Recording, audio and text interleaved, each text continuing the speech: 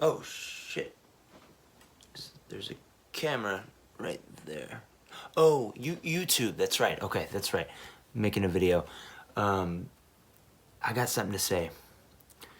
Being depressed, believe it or not, is the absolute best thing that has ever happened to me.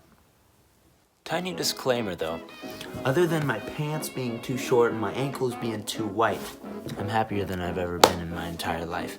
Keep watching this video to find out how I got to where I am. Okay, so growing up, I was always known as being the happiest person in the room. It was kind of the way that I was wired. Other than being occasionally upset or disappointed by small instances, I never really let anything get me down too much. I kind of let things go easily. I was always happy, and people always wondered, why are you so happy all the time, Ryan? I kind of was just over here like... And to this day, I display a personality similar to that of a golden retriever. And this basically was my constant until one day, when I least expected it, my world got turned upside down and I had to let go of pretty much everything that I knew to be true. Alright, so let's rewind back to the year 2016. I was my happy-go-lucky self. I was in a band playing music. I thought I was going to be a rock star and I knew exactly what I wanted with life. Then I met a girl, got into a relationship with her, and I would end up being in this relationship for nearly about 2 years on. And things were going great. I thought she was the one, as they say. And I still thought my world was going exactly the way that I had pictured. That is until one day when I woke up to a phone call from my significant other. And what I heard on the other side was a whole lot of tears, a whole lot of guilt. She was calling to tell me that she, in fact, cheated on me the night before. And at first, I really had no idea how to react. I really had a whirlwind of emotions and thoughts running through my head. This was the first time that somebody had really, truly let me down in a way that I could never have expected. And I'm not making this video to talk down on this person who I cared about deeply at this time in my life. I'm making this video to reflect on how this event planted the seeds for my life to be changed on all fronts and through every facet. So, after getting this phone call, I decided to obviously break up with she who shall not be named. But a week later, we got back together. And this led to another 1.5 years of us trying to make it work. Long story short, it didn't, and I realized that she wasn't the right one for me. After I got off this phone call and heard about what happened, the next year would serve to be the darkest time of my life.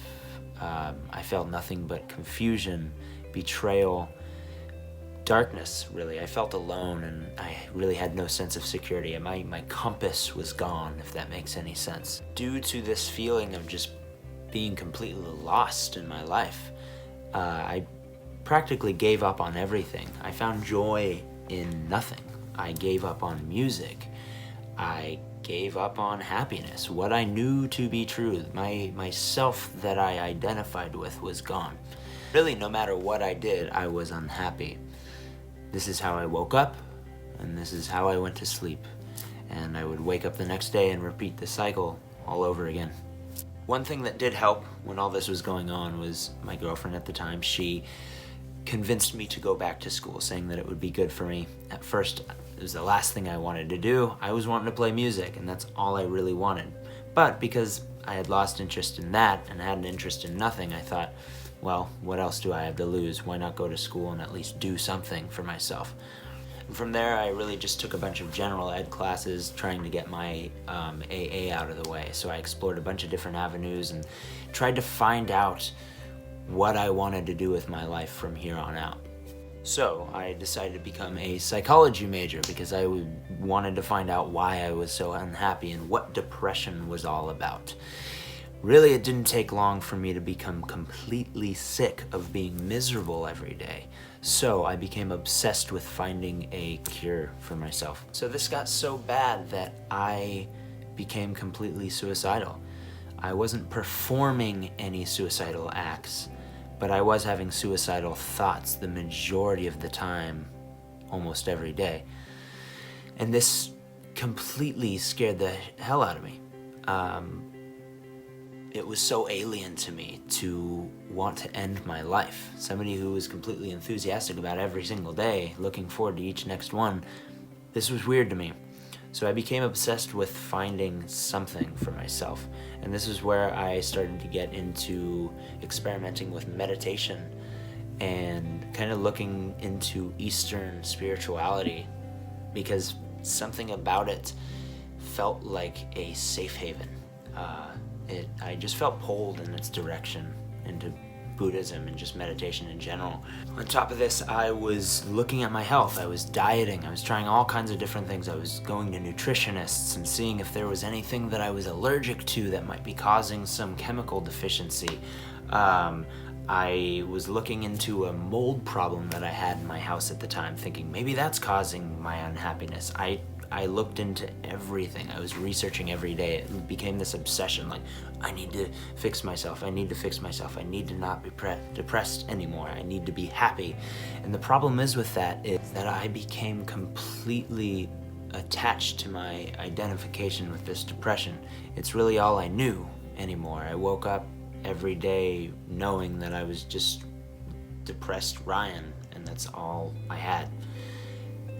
It's all I knew. And I tried just about everything to get over this depression, with exercising, seeing a nutritionist, changing my lifestyle in every way I see fit, reading, doing this, doing that. I tried everything except for antidepressants. I just had this stubbornness and this distaste for myself going on antidepressants. Not that I'm against it at all. Now that I've seen what it can do for certain people, it's just not something that I wanted for myself. Until one day, I remember going out to lunch with my mom, and I just had this level of hopelessness that I had not reached before. I completely gave up. I just remember thinking to myself, I'm done. If I'm not going to be happy anymore, I don't want to live, and this is it. I'm done. And some sort of miracle came into my life when that day I came across the book The Power of Now by Eckhart Tolle, which wasn't the end-all be-all or the true fix to my depression per se, but it gave me some hope. I was intrigued, and I basically decided, okay, I'll stick around a little bit longer to try to figure this out, if there is a chance at freedom and happiness. And it wasn't until I read his second book a couple months later, A New Earth, which, by the way, I made in my last video entitled The Top 5 Books That Have Impacted My Life So Far. I talk a little bit more about this book in that video, so go check it out if you get a chance. This book, it made something click in my head. I don't know if it was just, it's what I was meant to read to pull through what was going on. I don't want to go into a whole book review on this because that's kind of what I did in my last video, but the book is all about how we identify with our egos, our thoughts, and the stories that we tell ourselves about who we are and what has happened to us in the past and what we expect to happen in the future versus our hopes and dreams of happening in the future. The point is that it is all just a story, right? And taking a step back, we're able to look at our thoughts and our perceptions of ourselves and really question them, like really inquire into what is true. And so I realized that the last year prior to this, I had been so heavily identified with my depression. It was almost like I was subconsciously proud of it. Not proud, not like, hey, look at what I have, but I was defending it almost. Like, I'm depressed, I am depressed, of course I'm depressed. And I was giving no room or capacity to get over it. And I don't mean get over it, like get over your depression, it's nothing, but really like let go of unneeded baggage, things that had happened a year ago that had nothing to do with what was going on now.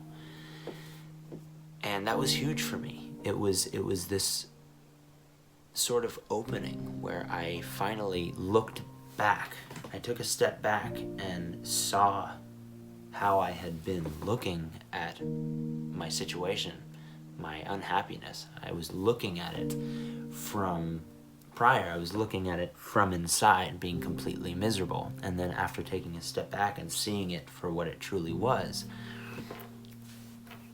everything changed. And to this day, I consider this a sort of rebirth, in a way. This truly set the foundation for how I live my life on a daily basis. Really just looking at life from that mindful standpoint, right? And I give credit to this technique, if you want to call it, of mindfulness for all the good times that I've had in my life since coming out of this depression soon after reading that book. I just remember it was like reading that book, the next few weeks, it was like my depression slowly started to just fall away, and I started having more moments of clarity and relief, really. Now, don't get me wrong, there are days when I'm sad, right? Sadness, I've learned, is a natural emotion and feeling that us as human beings are meant to feel. It's a defense mechanism, if you will. It's a function for creating art. It's something that we're meant to feel from time to time. But I don't get depressed anymore. There's nothing that attaches me to feeling sad, because I now see what attaching to sadness does.